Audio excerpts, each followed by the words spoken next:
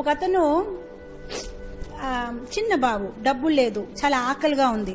So shop లో బేకరీలో పైన breads పెట్టుకుంటారు, బయట అలా కనిపించినట్లు ఉంటాయి బ్రెడ్ కేకు. తన ఆకలేసింది కదా, ఆ బ్రెడ్ తీసుకొని పారిపోతూ ఉంటాడనమాట. పారిపోతే ఆ షాప్ కీపర్ కూడా తన వెనక పరిగెత్తి తన్ని పట్టుకొని, నీకు పోలీస్కి అప్పచెప్పమంటావా, ఎందుకు ఇలా చేస్తున్నావు, అది ఏం తీసుకున్నావు అని చూస్తున్నారు. పక్కన ఇంకొక షాప్ ఉంది, తను కూడా బ్రెడ్ సూపు అలా సేల్ చేస్తుంటాడు, వెజిటేబుల్ సూప్స్ అని. తిన్ని చూసి బాధపడి, సరే సరే వదిలేయండి, నేను డబ్బులు పే చేసేస్తాను. ఏం తీసుకున్నాడు? 3 బ్రెడ్ తీసుకున్నాడు. సరే డబ్బులు పే చేసేస్తాడు. ఈ అబ్బాయికి నచ్చ చెప్తాడు, బాబు నువ్వు ఇలా చెయ్యొద్దు, తన షాప్ నుంచి కూడా కొంచెం ఎంతో కొంత ఇస్తారు, తను వెళ్ళిపోతాడు.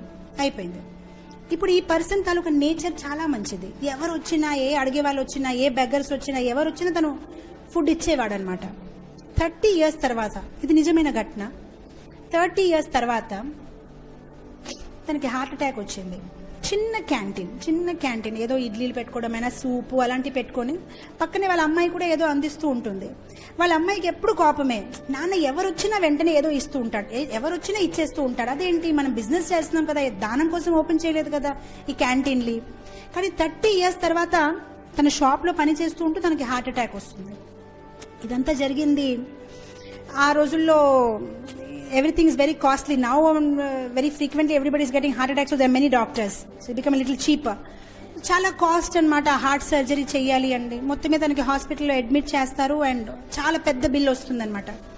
సో ఈ అమ్మాయికి ఇప్పుడు తెలియట్లేదు, ఎందుకంటే చిన్న క్యాంటీన్, అది ఎలా నేను డబ్బుల్ని ఇస్తాను అని. సో మొత్తం మీద ఏడుస్తూ ఉంటే స్ట్రెచర్ లో తీసుకు వెళ్ళిపోతారు. వాళ్ళ నాన్నగారు ఆపరేషన్ చేసేస్తారు, బయటికి వచ్చేస్తారు.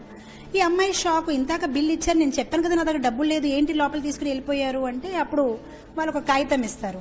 ఆ కాగితంలో చూస్తే surgery bill 0, hospital fees 0, accommodation fees 0 and కింద రాస్తారు everything was paid back 30 years before, 3 loaf of bread and 1 glass of vegetable soup. అమ్మాయి షాక్. లోపల డోర్ వెళ్ళి ఓపెన్ చేసి చూస్తే ఆ పర్సన్ డాక్టర్ గా తయారయ్యాడు, ఎవరైతే 30 సంవత్సరాల కిందట ఆ 3 pieces of బ్రెడ్ సూప్ దొంగిలించాడు.